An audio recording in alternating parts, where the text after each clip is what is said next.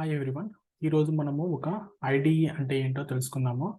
As a డెవలపర్గా మనకి IDE అంటే ఏంటో మనకి తెలిసి ఉండాలి. ఎందుకంటే మనకి ఈ ఐడిఈ టూల్లోనే మనము టోటల్ డెవలప్మెంట్ అనేది ఈ ఐడిలోనే మనం చేస్తాం అనమాట. ఎక్కడ మనం కూడా రియల్ టైం ప్రాజెక్ట్స్లో కానీ లేకపోతే ఏదైనా ప్రాజెక్ట్ వర్క్ ఇచ్చినప్పుడు కానీ మనం ఏంటంటే మాన్యువల్గా అయితే జావా ఫైల్స్ కానీ లేకపోతే అదర్ స్క్రిప్ట్ ఫైల్స్ కానీ మనం ఎక్కడ మాన్యువల్గా క్రియేట్ చేయము. So as a developer we will use the IDE అనమాట.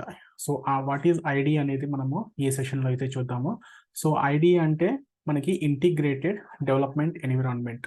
సో ఇంటిగ్రేటెడ్ డెవలప్మెంట్ ఎన్విరాన్మెంట్ ఏంటంటే ఒక డెవలపర్గా మనం చేయాల్సిన వర్క్ మొత్తము ఈ ఎన్విరాన్మెంట్లో అయితే మనము చేసుకోవచ్చు. So like creating the projects కానీ లేకపోతే జావా క్లాసెస్ కానీ లేకపోతే ఏమన్నా బిల్డ్ ఫైల్స్ కానీ గ్రాడల్ ఫైల్స్ కానీ లేకపోతే మేవన్ ఫైల్స్ కానీ సో అన్ని ప్రాజెక్ట్స్ మనము ఎంటైర్ డెవలప్మెంట్ అనేది ఈ టూల్లో మాత్రమే చేస్తాము.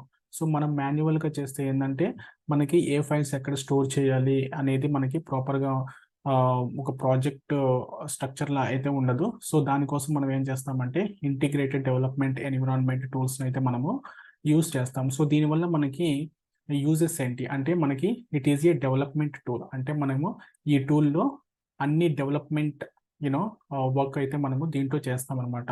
Like source code editor, it will work as a source code editor అనమాట. ఒక ఫైల్ని కనుక మనము ఐడిఈలో క్రియేట్ చేసినట్లయితే మనము అక్కడే మనము ఫైల్ యొక్క కంటెంట్ అనేది మనం ఎడిట్ చేసుకోవచ్చు.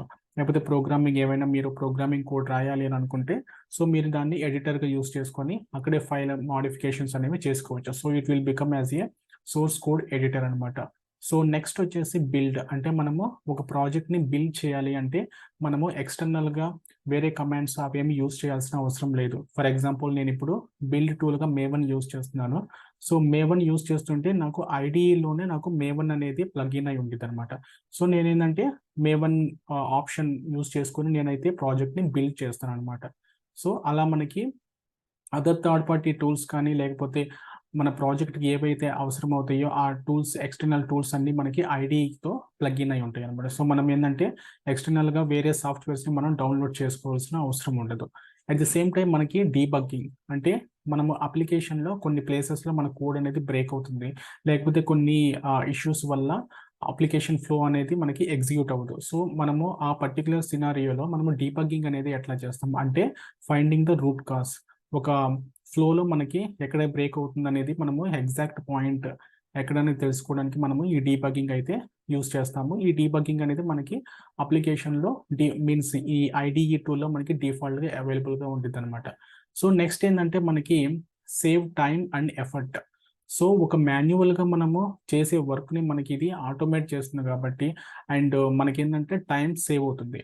అట్ ది సేమ్ టైం మన ఎఫర్ట్స్ కూడా సేవ్ అవుతాయి అనమాట. సో మనం ఏంటంటే ఎక్కువ టైం మనము స్పెండ్ చేయాల్సిన అవసరం లేదు. మనం ఏదైనా డెవలప్మెంట్ చేస్తున్నామంటే we should focus on the development work only, not creating the manual files and ఎక్కడ మనం ఈ ఫైల్స్ షేర్ చేయాలి లేకపోతే ఎక్కడ స్టోర్ చేయాలి అన్న థాట్ ప్రాసెస్ అయితే మనకి అవసరం లేదు. సో జస్ట్ ఏంటంటే మనం ఈ ఐడిని యూజ్ చేసుకొని మనం ఏంటంటే డెవలప్మెంట్ అనేది ఈజీగా చేయొచ్చు.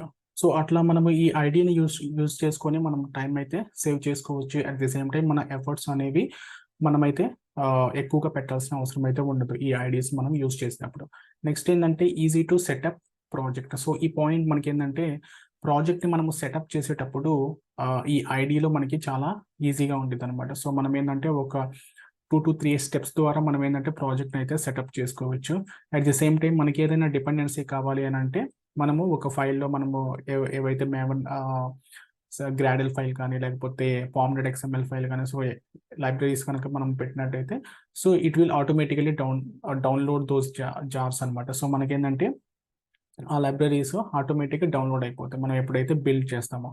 సో నెక్స్ట్ ఏంటంటే సింటాక్స్ కరెక్షన్. అంటే మనము ఏదైనా ఒక ఫైల్లో జావా కోడ్ అయితే రాస్తున్నామో సో అక్కడ మనకేంటంటే మనం మాన్యువల్గా నోట్ ప్యాడ్లో రాసినప్పుడు ఏంటంటే మనకి ఎక్కడ మిస్టేక్ చేస్తున్నామో ఒక సింటాక్స్ అనేది మనం మిస్ చేసాము. So like end of the లైన్లో మనము సెమీకోలన్ అనేది ఇవ్వలేదు. సో అప్పుడు ఏంటంటే మనకి కంపైలర్ అనేది ఆటోమేటిక్గా ఐడిఈలో అయితే మనకి ఇంటిగ్రేటెడ్ డెవలప్మెంట్ ఎన్విరాన్మెంట్లో అయితే మనకి ఆ ఎర్రర్ అనేది మనకి చూపిస్తుంది అనమాట.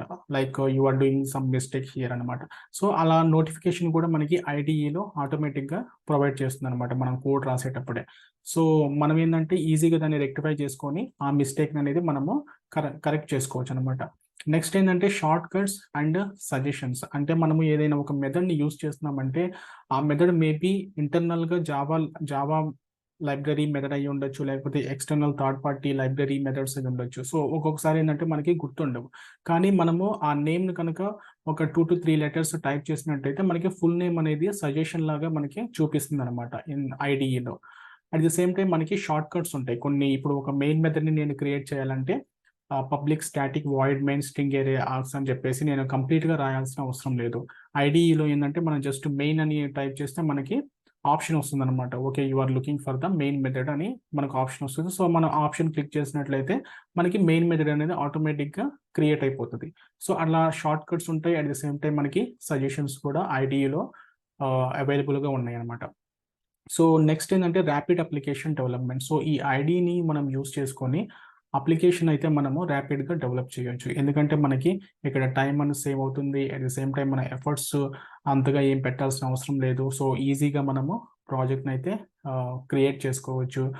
బిల్డింగ్ అండ్ డిప్లాయ్మెంట్ ప్రాసెస్ అనేది మనకి ఈజీగా ఉండిద్ది. ఏదైనా మనం కమాండ్స్ పాస్ చేయాలన్నా, లేకపోతే కన్సోల్ ఓపెన్ చేయాలన్నా, సో అన్ని అదర్ టూల్స్, ఎక్స్టర్నల్ టూల్స్ అనేవి మనకి ఈ ఐడిలో అయితే మనకి ఇంటిగ్రేట్ అయి ఉంటాయి అనమాట. So this is called integrated development environment. ఒక డెవలపర్కి కావాల్సినటువంటి ఎన్విరాన్మెంట్ సెటప్ మొత్తము ఈ ఐడిలో మనకి ఉంటాయి అనమాట. సో మనము మార్కెట్లో కనుక చూసుకున్నట్లయితే మనకి ఎన్ నెంబర్ ఆఫ్ ఐడియాస్ అయితే ఉన్నాయి. సో ఎగ్జాంపుల్గా నేను ఇక్కడ ఇంటెలిజే ఐడియా, ఇది మనకి చూసినట్లయితే ఇంటెలిజే idea. So this is one of the popular ఐడికి. కాకపోతే దీనికి ఏంటంటే మనకి ఫ్రీ సాఫ్ట్వేర్ అయితే కాదు, దీన్ని మనము లైసెన్స్ అయితే పర్చేస్ చేసుకోవాలి. బట్ 1 month ఫ్రీ ట్రయల్ అయితే మనకి ఈ ఇంటెలిజెంట్ ఐడియాలో మనకి ప్రొవైడ్ చేస్తున్నారు. 1 month తర్వాత మళ్ళీ మనము లైసెన్స్ అయితే మనం పర్చేస్ చేసుకోవాలి. నెక్స్ట్ వచ్చేసి ఎక్లిప్స్. ఇది మనకి ఫ్రీ సాఫ్ట్వేర్ అనమాట. సో మనం ఏంటంటే ఈ ఎక్లిప్స్ ఐడి కూడా మనం డౌన్లోడ్ చేసుకొని కోడ్ అనేది మనము ప్రాజెక్ట్ వర్క్ అనేది మనం చేసుకోవచ్చు. అట్ ది సేమ్ టైం మనకి visual studio and NetBeans IDE. So మనకి n number of editors like IDE tools అయితే మనకి అవైలబుల్గా ఉన్నాయి. సో మనకి ఎక్లిప్స్ కానీ, విజువల్ స్టూడియో కానీ, నెట్బీన్స్ కానీ ఇవి మనకి ఫ్రీ ఆఫ్ కాస్ట్ అనమాట. మనం ఏంటంటే ఏమీ పర్చేస్ చేయాల్సిన అవసరం లేదు ఎక్స్టర్నల్గా. మనము జస్ట్ డౌన్లోడ్ చేసుకొని అట్ ది సేమ్ టైం మనం ఇన్స్టాల్ చేసేసుకొని మనము ఆన్ ది స్పాట్ మనమైతే యూటిలైజ్ చేసుకోవచ్చు. So these are the main IDE tools, and there are n number of tools in the market. So based on client suggestions or project requirement, they will choose అనమాట. So వాళ్ళకి project requirement ప్రకారం ideas అనేవి వాళ్ళు చూస్ చేసుకుంటారు అనమాట. Mostly eclipse and visual studio and ఇంటెలిజే so as per the project requirements use చేస్తారనమాట.